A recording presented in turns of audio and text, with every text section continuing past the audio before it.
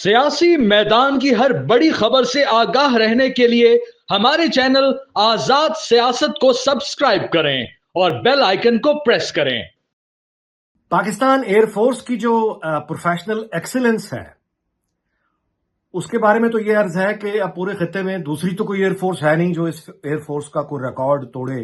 तो मामला ये है कि ये खुद ही एक अपना एक्सीलेंस का एक मार्क बनाते हैं, खुद ही फिर उसको तोड़ते हैं, फिर एक नया मार्क बनाते हैं, फिर खुद उसको तोड़ते हैं।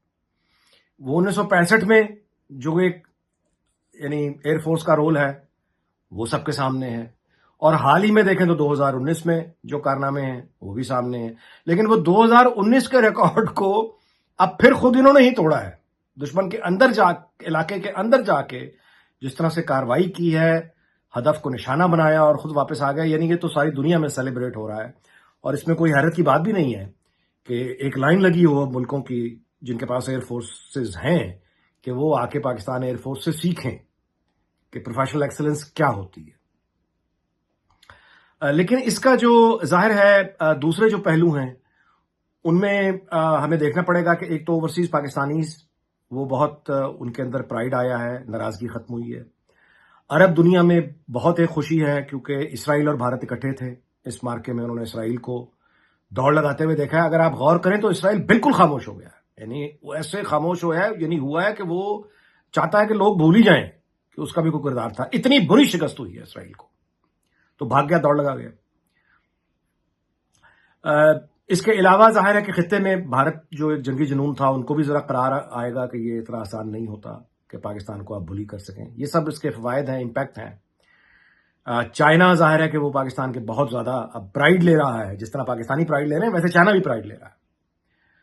लेकिन मैं समझता हूं कि इसमें जो पाकिस्तान के अंदर पॉलिटिकल लैंडस्केप में सबसे जो मजबूत आप कहिए कि सोशल एंड पॉलिटिकल लैंडस्केप पे या पावर प्ले में या पावर कॉरिडोर्स में या पावर गेम में सबसे मजबूत जो शख्सियत बन के हमारे सामने उभरी है वो जनरल आसिम मुनीर है।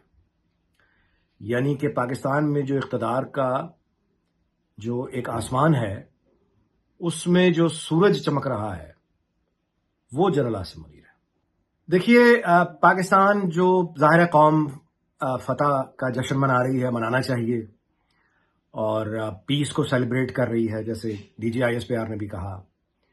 और ये अल्लाह का शुक्र है कि उसने हमें इस जंग में फतह दी और एक फातह की सूरत पाकिस्तान उभरा, ये अल्लाह का बहुत शुक्र है। लेकिन अब जबकि सीज फायर हो गया है, मैं समझता हूं कि अब भारत हो या पाकिस्तान हो और या दुनिया की बड़ी ताकतें हों, अब उन बड़ों को ये समझ लेना चाहिए कि एक मसला जो कश्मीर का है वो मौजूद है। वो झूठ बोलकर, ड्रामे बनाकर, फिल्में बनाकर उस मसले को खत्म नहीं किया जा सकता। ये भारतीय मीडिया ने जिस तरह झूठ बोला और एक झूठी कहानियों में पाकिस्तान को फतह कर लिया, जब वो रियलिटी से हिट हुआ, फिक्शन पाश पाश हो गया। बिल्कुल इसी तरह कश्मीर को इग्नोर करने का, नजरअंदाज करने का जितनी भी कोशिश होगी वो जब भी रियलिटी से टकराएगी वो ऐसे ही पाश पाश हो जाएगी, ऐसी हर कोशिश। लिहाजा अब ये फैसला साजों को मेरा ख्याल है कि अब वो वक्त आ गया है कि वो बैठ के तय करें कि इस मसले का एक हल निकालना पड़ेगा, ताकि दो एटमी ताकतों के दरमियान ये मामला जो कभी भी हद से बाहर निकल सकता है, हमेशा कुदरत नहीं बचाया करती। और ये जो हम एटमी जंग के धाने से वापस लौटे हैं, ये बर्रे सगीर के तमाम लोगों को मुबारकबाद। पाकिस्तान तो खैर फाते रहा है इसमें, लेकिन सबको मुबारकबाद और पूरी दुनिया के इंसानों को मुबारकबाद। एक बहुत बड़ी तबाही से इंसानियत बच गई। लेकिन जाहिर है कि ये वक्त आ गया है कि इस मसले का कोई ना कोई हल जो दोनों मुल्कों को कबूल हो, उसका कोई हल कंप्रोमाइज करके निकालना पड़ेगा, वरना ये दोबारा से झड़प ये दोबारा हो सकती है और फिर दोबारा से यही सब साइकिल चलेगा। तो इससे मुस्तकिल इलाज, ये सीज फायर मुस्तकिल इलाज नहीं है। और भारत को इस ख्याल से बाहर निकलना पड़ेगा कि वो पाकिस्तान को अंडू कर सकता है बलूचिस्तान में दखलंदाजी करके, पख्तूनख्वा में दखलंदाजी करके, सिंध में दखलंदाजी करके। ये अखंड भारत का जो ख्वाब है ये बर्रे सगीर में कोई बचेगा ही नहीं। ये अखंड भारत का जो एक भयानक ख्वाब है یہ وہی ایک فرضی کہانی ہے جو بھارتی نیوز میڈیا پہ جس طرح کی فلمیں چلی تھیں، جب وہ ریالٹی سے ٹکرائیں تو اب کیا حال ہوگا اس کا. اب حال یہ ہے کہ بھارتی عوام خود گالیاں نکال رہے ہیں سوشل میڈیا پہ، برا بھلا کہہ رہے ہیں، گالیاں نکال رہے ہیں اپنے ریگولر میڈیا کو جنہوں نے جھوٹ بولا ان سے. اور مودی سرکار جو ہے وہ شدید ترین تنقید کا سامنا، اس کا زوال شروع ہو چکا ہے، یہ بچے گا نہیں اب. اتنا بڑا یو ٹرن بھارتی عوام کا جنگی جنون جہاں پہنچ چکا ہے وہ واپس نہیں ہوتا.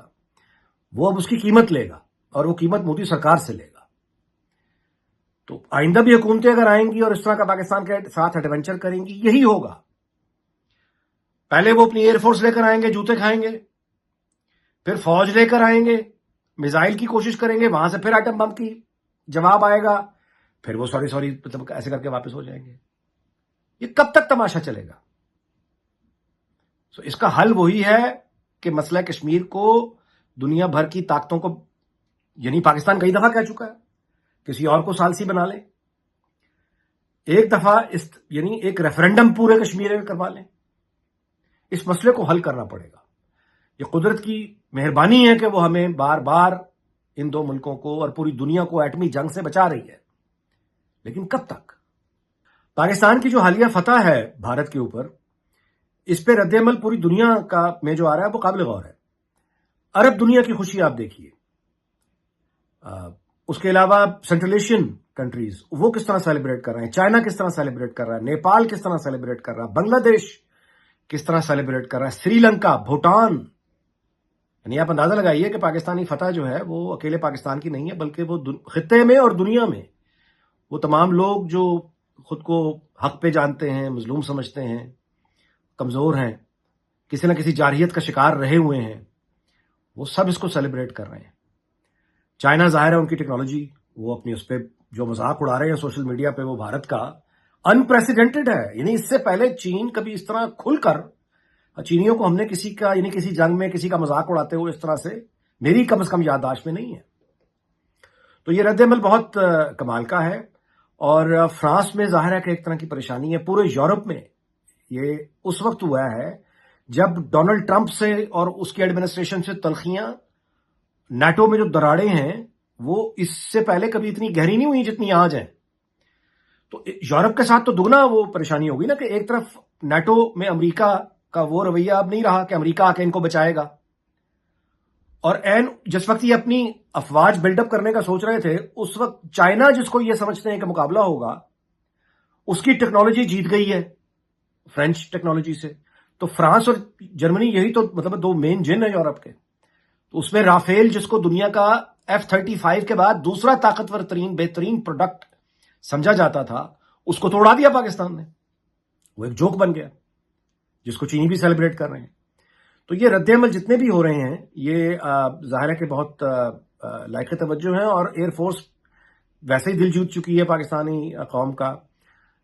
وہ جو اورنگزیب صاحب ہیں، انہوں نے جو کہا بالکل ٹھیک کہا کہ رافیل جہاز تو کمال کا ہے، لیکن چلانے والا بھی تو کوئی ہونا چاہیے. تو ایسا نہیں کہ ٹیکنالوجی رافیل کی کم تھی، لیکن ظاہر ہے کہ وہ ایک چلانے والی بھی، اور پورا جو سسٹم ہوتا ہے ایک یعنی کمیونیکیشن کا پورا کمپلیٹ، جو پاکستان کے پاس برتری ہے ظاہر ہے بہت زیادہ، جس کی وجہ سے پاکستان جیتتا ہے. تو اکیلا رافیل وہاں پہ کیا کر لیتا. لیکن یہ رد عمل جو ہے وہ یہ بتا رہا ہے کہ پاکستان جو ہے وہ اس پہ دوسرے جو لوگ ہیں وہ بھی امیدیں لگا کے بیٹھے ہیں. تو پاکستان کا جو قد اور کردار ہے وہ اپنے خطے سے یعنی باہر نکل کے دنیا میں اب زیر بحث ہے. پاکستان کو اس اپرچونٹی کا مکمل فائدہ اٹھانا چاہیے. اور اب یہ وہ وقت ہے کہ پاکستان جو دوسرے میدان ہے مقابلے کے، ٹریڈ ہے، انویسٹمنٹس ہیں، ایجوکیشن ہے، ٹیکنالوجی ہے، اب وہاں پہ بھی ہمیں فتح چاہیے.